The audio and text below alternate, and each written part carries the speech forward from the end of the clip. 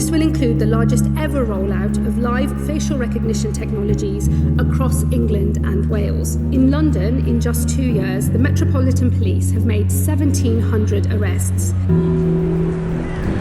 1,700 arrests in London using facial recognition. Over a period of 2 years, that's 2 arrests per day. When politicians use statistics to appease the public, they rely on the fact that the logical circuits in people's brains are not really working very well anymore. I sometimes wonder if people even have logical circuits in their brains at all anymore, or if parts of their brains have atrophied away like an unused muscle. Or maybe, like a horse, they've got so used to somebody sitting on their back and dictating their direction, they no longer even notice the spurs when they jab in. 1,700 arrests using facial recognition. Okay, but arrest doesn't mean you get charged, and getting charged doesn't mean you get convicted, and getting convicted doesn't mean you go to prison. It would be much more transparent to announce how many convictions leading to imprisonment were gained using facial recognition, but I guess that statistic is not impressive enough. That soundbite wouldn't properly serve the agenda when repeated on national television. But I don't really think solving crime is the real purpose of this announcement from the Home Office. Never mind live facial recognition, the police have been using retrospective facial recognition for years on end like it's the Wild West, and without any transparency at all. And instead of limiting these superpowers and making themselves accountable to the public, they are instead shielding it under the cover of a nationwide rollout and a new federated police force. And if your logical circuits are really working properly, then you'll start to see that live facial recognition vans, they're really just a prop, something for people to point at. It's like a deflective shield to disguise the really juicy stuff that they're doing behind the scenes. When people repeatedly heard about 1,700 arrests on the evening news, what they really heard was an advert for a private company called NEC Software Solutions UK.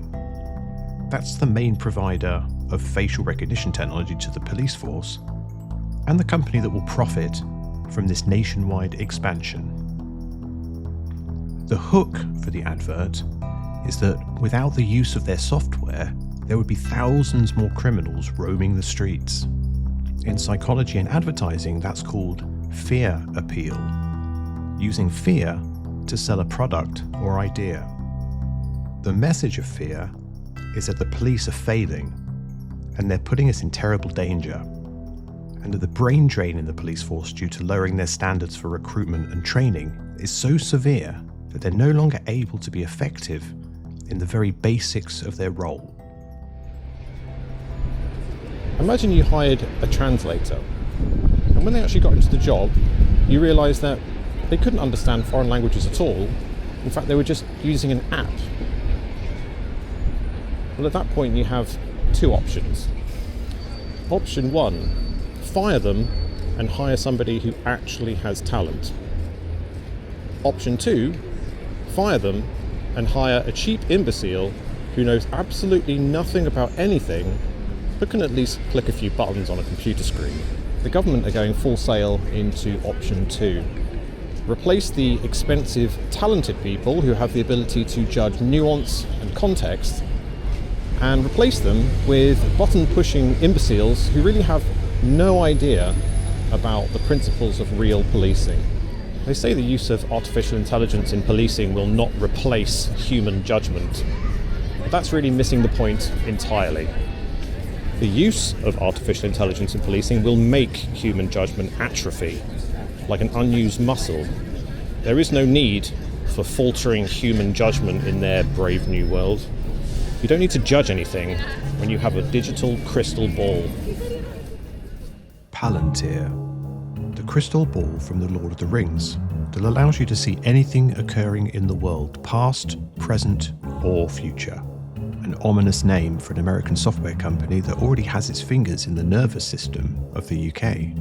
Recently, the controversies with the NHS, but for many years they've been with the Ministry of Defence, the Cabinet Office, the Home Office, the Department of Transport, the Department of Education, and now the police force. Most of them use a platform called Palantir Foundry, which takes all their existing databases and creates link chains between information. So you can click on some data held in one database and it will dynamically show you the links to other information. The police will be using Foundry as an operating system, but also under a trial called Operation Nectar. They've been using Gotham, and Gotham is on a whole different level. Gotham was built for war zones, designed to stitch together all the messy, unstructured intelligence like phone calls, location data, financial transactions, browsing history, political beliefs, known associates, and use that to help target foreign combatants. But also it tries to predict their behaviour. It gives a probability score to an individual to show how likely they are to do something bad. But crucially, it tries to predict the likelihood of what they will do, where, and when. Literally like a crystal ball. And this military-grade bad person prediction tool is now going to be used on you.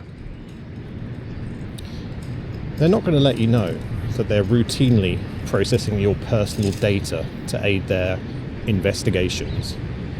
They're not going to let you know that your chance of committing a serious crime has gone up from 12% to 27%, and the likely area will be Peterborough Cathedral Square next Saturday night.